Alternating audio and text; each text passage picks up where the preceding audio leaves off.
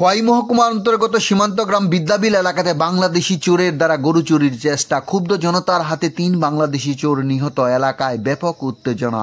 খোয়াই মহকুমা বিদ্যাবিল এলাকার ভারত বাংলাদেশি সীমান্তে গরু চুরির চেষ্টা করতে এসে 3 বাংলাদেশি চোর জনতার হাতে নিহত, যা ঘিরে এলাকায় তীব্র উত্তেজনা ও নিরাপত্তা উদ্বিগ্ন ছড়িয়ে পড়ে। ঘটনার বিবরণে খোয়াই জেলার পুলিশ আধিকারিক রানাদিত্য দাস জানান, আজ মঙ্গলবার খোয়াই এর চাম্পাহর থানার কাছে খবর আসে 3টি মৃতদেহ সংশ্লিষ্ট এলাকাতে পড়ে রয়েছে।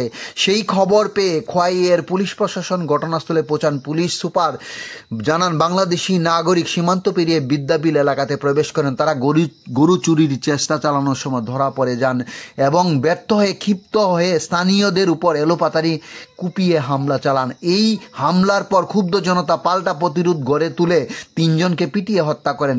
পরবর্তীতে মৃতদেহ উদ্ধার করে ময়নাতদন্তের জন্য পাঠানো হয় খোয়াই জেলা হাসপাতালে। ময়নাতদন্তের পর গোটা ঘটনা জানা যাবে বলে জানিয়েছেন পুলিশ সুপার। আগামীকাল ময়নাতদন্তের পর 3 বাংলাদেশি চোরের মৃতদেহ সেই দেশে পাঠানো হবে বলে জানান। এই ঘটনার পর খোয়াইয়ের সীমান্তের নিরাপত্তা জোরদার করা হয়েছে এবং বিএসএফ ও স্থানীয় পুলিশের যৌথ টহল বাড়িয়েছেন বলে জানা যায়। খোয়াই টাইমসে বাংলার নিজস্ব প্রতিনিধির প্রতিবেদন। তখন আমাদের কাছে যেটা প্রিলিমিনারি ইনকোয়ারিতে জানা গেছে যে 3 জন বাংলাদেশি গরু চোর যারা ইন্ডিয়াতে ঢুকেছে ওর গরু নিয়ে যাওয়ার সময় তাদের সঙ্গে যখন গ্রামবাসীরা 2-3 জন বাধা দেয়, তখন তারা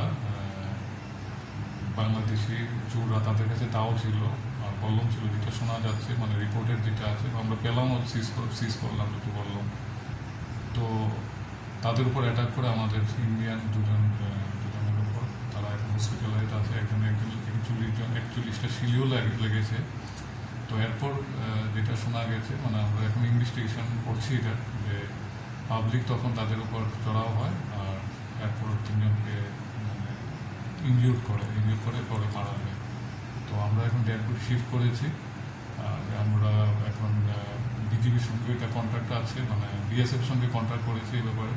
তো অন্য দেশের সঙ্গে আমাদের এখন যে প্রসিডিউর থাকে পোস্টমর্টম কেসও রেজিস্টার হচ্ছে, বাকিটা বিজেপির সঙ্গে করে এই নেক্সট স্টেপটা আমরা করছি।